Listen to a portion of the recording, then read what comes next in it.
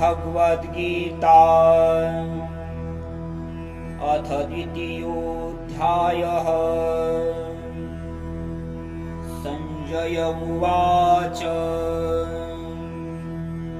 तं तथा कृपयाविष्टम् अश्रुपूर्णाकुलीक्षणम्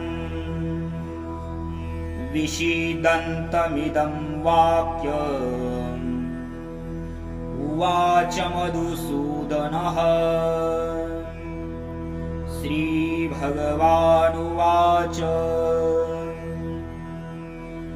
कुतस्त्वाकशमलमिदं विषमे समुपस्थितम् अनार्यजुष्टमस्वर्ग्यम् अकीर्तिकरमर्जुन।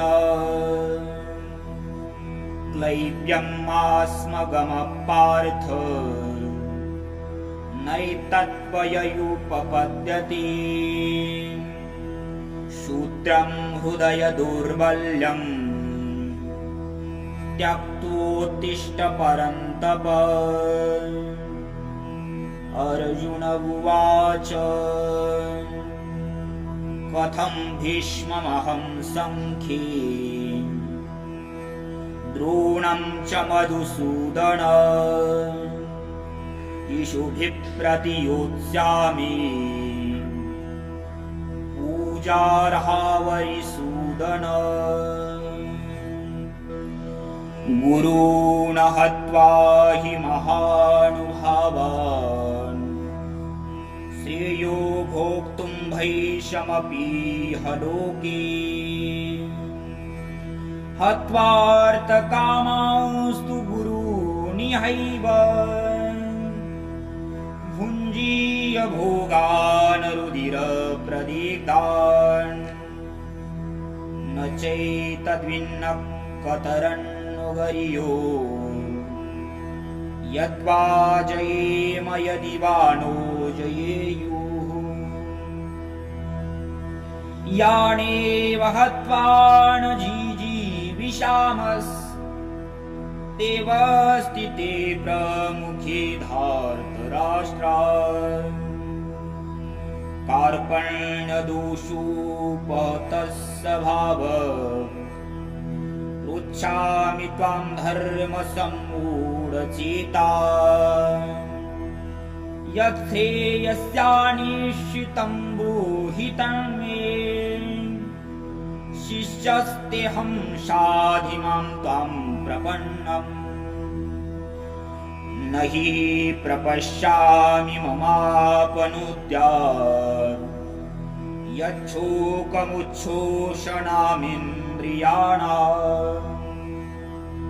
अवाप्य भूमावसपत्नमृद्धम् राज्यं सुराणामपि चाधिपत्यम्। संजय उवाच एवमुक्त्वा ऋषिकेशं गुडाकेशः परन्तप न योत्स्य इति गोविन्द मुक्त्वा तूष्णीं तमुवाच ऋषिकेशः प्रहसन्निव भारत। सेनयोरुभयोर्मध्ये विषीदन्तमिदं वचः। श्रीभगवानुवाच अशोचानन्वशोचस्त्वं प्रज्ञावादांश्वभाषसे। गतासु न गताशोचं नानुशोचन्ति पण्डिताः। न त्वेवाहं जातुनासं न त्वं नेमे जनाधिपाः। न चैव न भविष्यामः सर्वे वयमतः परम्। देहिनोऽस्मिन् यदा देहे कौमारं यौवनं जरा तथा देहान्तरप्राप्तिर्धीरस्तत्र न मुह्यति मात्रा स्पर्शास्तु कौन्तेय शीतोष्णसुखदुःखदाः आगमापायिनो नित्यास्तांस्तितिक्षस्व भारत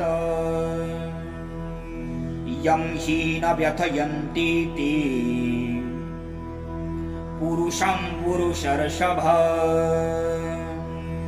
समदुःखसुखं धीरं सुमृतत्वाय कल्पते नासतो विद्यते भावो नाभावो विद्यते सतः उभयोरपि दृष्टो न तस्वनयोस्तत्त्वदर्शिभिः अविनाशी तु तद्विद्धि येन सर्वमिदं ततम् विनाशमव्ययस्यास्य न कश्चित् कर्तुमर्हति अन्तवन्त इमे देहा नित्यस्योक्ता शरीरिणः अनाशिनो प्रमेयस्य तस्मादुद्धस्व भारत ययेनं वेति हन्तारम् यश्चैनं मन्यते हतम् उभौ तौ न विजानानितो नायं हन्ति न हन्यते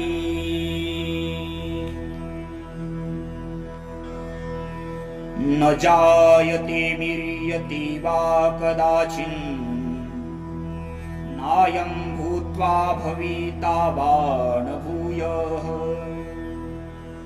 अजो नित्यश्शाश्वतोऽयं पुराणो न हन्यते हन्यमाने शरीरे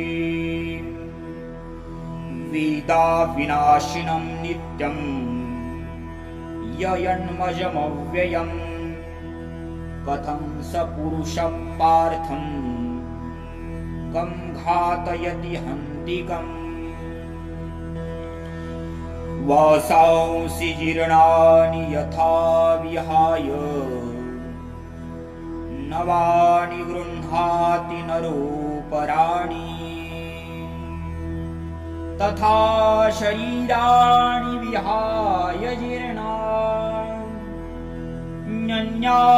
संयाति नवानि देहि नैनं छिन्दन्ति शस्त्राणि नैनं दहति पावकः न चैनं क्लेदयन्त्यापो न शोषयति मारुतः अच्छेद्योऽयमदाह्यूय अक्लेद्यो शोष्यैव च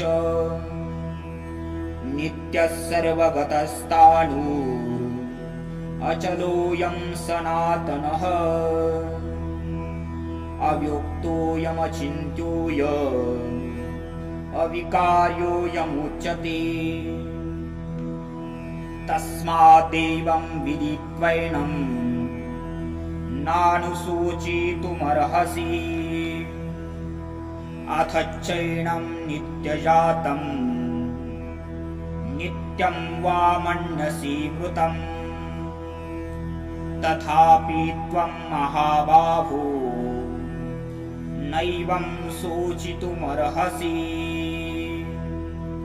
जातस्य हि ध्रुवो मृत्युर्ध्रुवं जन्म मृतस्य च तस्मादपरिहार्येऽर्थे न त्वं शोचितुमर्हसि अव्यक्तादीनि भूतानि व्यक्तमध्यानि भारत अव्यक्तानि धनानीव तत्र का परिदेवना आशरीयवत् पश्यति कश्चिदेन माशरीयवत् वदति तथैव चान्य आशरीयवच्चैनमन्यः शृणोति श्रुत्वापि न वेद न चैव कश्चित् देहि नित्यमवध्योऽयम् देहे सर्वस्य भारत तस्मात् सर्वाणि भूतानि न त्वं शोचितुमर्हसि स्वधर्ममपि चावीक्ष्य न विकम्पितुमर्हसि धर्म्याधियुद्धाच्छ्रेयो यत्क्षत्रियस्य न विद्यते यदृच्छया चोपपन्नम् स्वर्गद्वारमपावृतम् सुखिनश्क्षत्रियाः पार्थ लभन्ते युद्धमीदृशम् अथ चित्वमिमं धर्म्यं संग्रामं न करिष्यसि ततः स्वधर्मं कीर्तिं च हित्वा पापमवाप्स्यसि अकीर्तिं चापि भूतानि कथयिष्यन्ति ते व्ययाम् सम्भावितस्य चाकीर्तिर् मरणादतिरिच्यते भयादुनादु परतं मोस्यन्ति त्वां महारथाः ईशां च त्वं बहुमतो भूत्वा यास्यसि लाघवम् अवाच्यवादांश बहु वदिष्यन्ति तवाहिता निन्दन्स्तव सामर्थ्यं ततो दुःखतरं नु किम् हतो वा प्राप्स्यसि स्वर्गं जित्वा वा भोक्ष्यसि महीम् तस्मादुत्तिष्ठ कौन्तेय युद्धाय कृतनिश्चयः सुखदुःखे समे कृत्वा लाभालाभौ जयाजयो ततो युद्धाय युज्यस्व नैवं पापमवाप्स्यसि ईशा ते भीता सांख्ये बुद्धिर्योगे त्विमां शृणु बुद्ध्या युक्तो यया पार्थ कर्मबन्धं प्रहास्यसि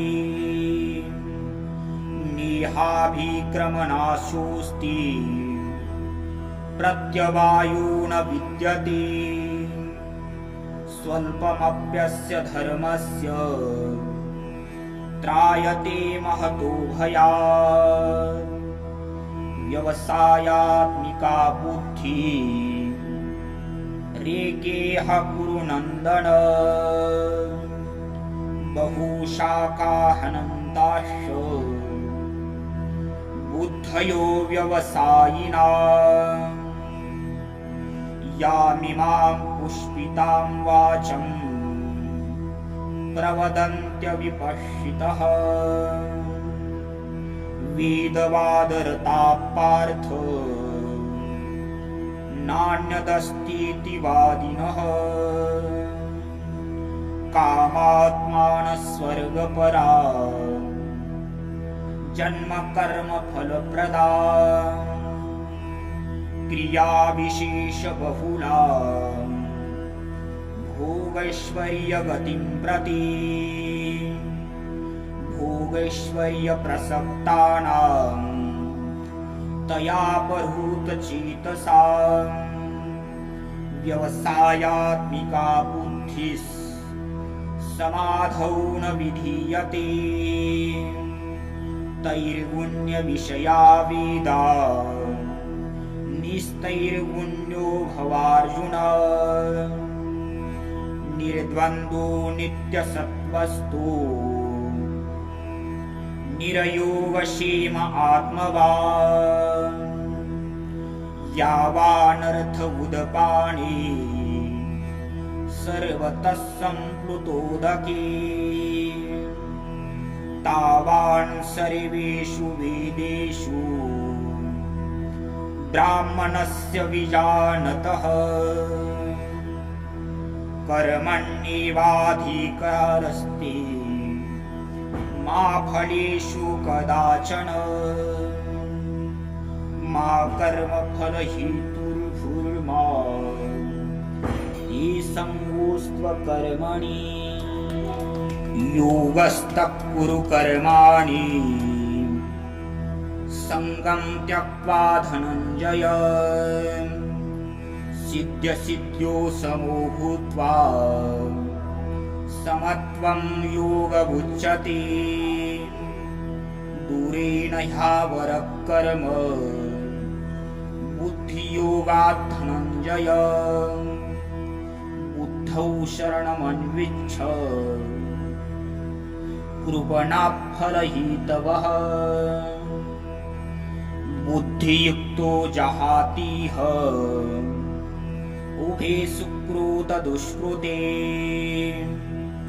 तस्माद्योगाय युज्यस्व योगः कर्मसु कौशलम् कर्मजं बुद्धियुक्ता हि फलं त्यक्त्वा मनीषिणः जन्मबन्धविनिर्मुक्ता पदं गच्छन्त्यनामयम् यदा ते मोहकलिलं बुद्धिर्व्यतितरिष्यति तदा गन्तासि निर्वेदम् श्रोतव्यस्य श्रुतस्य च श्रुतिवि प्रतिपन्ना ते यदा स्थास्यति निश्चला समाधावचला बुद्धिः तदा योगमवाप्स्यसि अर्जुन उवाच स्थितप्रज्ञस्य का भाषा समाधिस्तस्य केशव स्थितधि किं प्रभाषे किमासीत् व्रजते किम् श्रीभगवानुवाच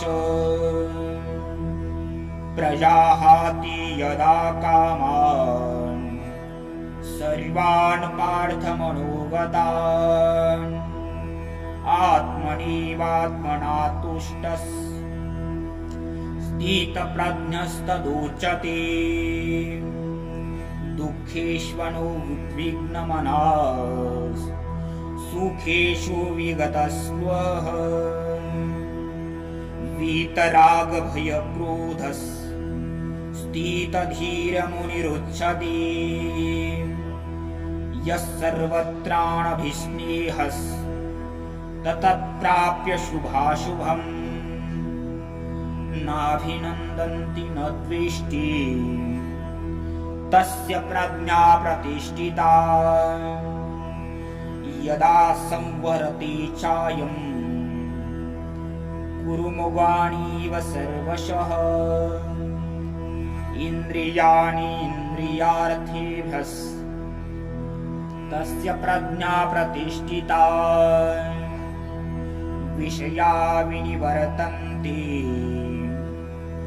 निराहारस्य देहिनः रसव्रजं रसोऽप्यस्य परं दृष्ट्वा निवर्तते यततो ह्यापि कौन्तेय पुरुषस्य विपश्चितः इन्द्रियाणि प्रमाथीनि हरन्ति प्रसभं मनः तानि सर्वाणि संयम्य युक्त आसीत मत्परः वशी हि यस्येन इन्द्रियाणि तस्य प्रज्ञा प्रतिष्ठिता ध्यायतो विषयान् पुंसः संगस्तेषुपजायते संगात् संजायते कामः कामात् क्रोधोऽभिजायते क्रोधात् भवति सम्मोहः सम्मोहात् स्मृतिविभ्रमः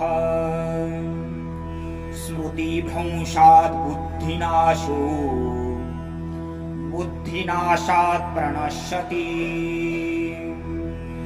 रागदेशवियुक्तैस्तु विषयानिन्द्रियैः शरन् आत्मवश्यैर्विधेयात्मा प्रसादमधिगच्छति प्रसादे सर्वदुःखानां हानिरस्योपजायते प्रसन्नचेतसो ह्याशो बुद्धिपर्यवतिष्ठते नास्ति बुद्धिरयुक्तस्य न चायुक्तस्य भावना न चाभावयतः शान्तिर् अशान्तस्य कुतः सुखम् इन्द्रियाणां हि चरता यन्मनो नो विधीयते तदस्य हरति प्रज्ञां वायुर्नावमिवाम्भसि तस्माद्यस्य महाबाहो निगृहीतानि सर्वशः इन्द्रियाणि इन्द्रियार्थेभ्यः तस्य प्रज्ञा प्रतिष्ठिता यानीशा सर्वभूतानां तस्यां जागृति संयमी यस्यां जागृति भूतानि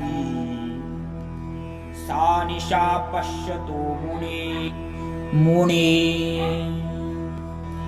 आपूर्यमानमचलप्रतिष्ठम् समुद्रमाप प्रविशन्ति यद्वत् तद्वत् कामायं प्रविशन्ति सर्वे स शान्तिमाप्नोति न कामकामी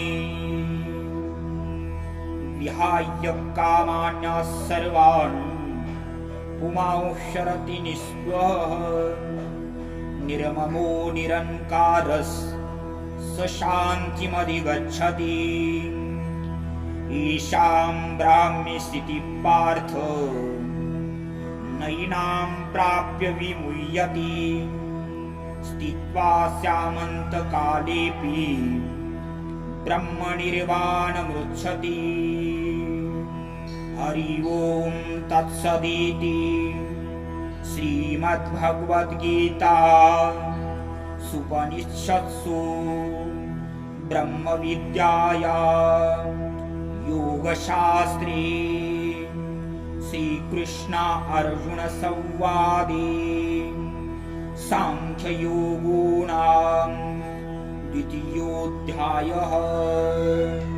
पुण्डरीकवरदा हरिविठ्ठल श्रीज्ञानदेव तुकाराम पंढरीनाथ भगवान की जय।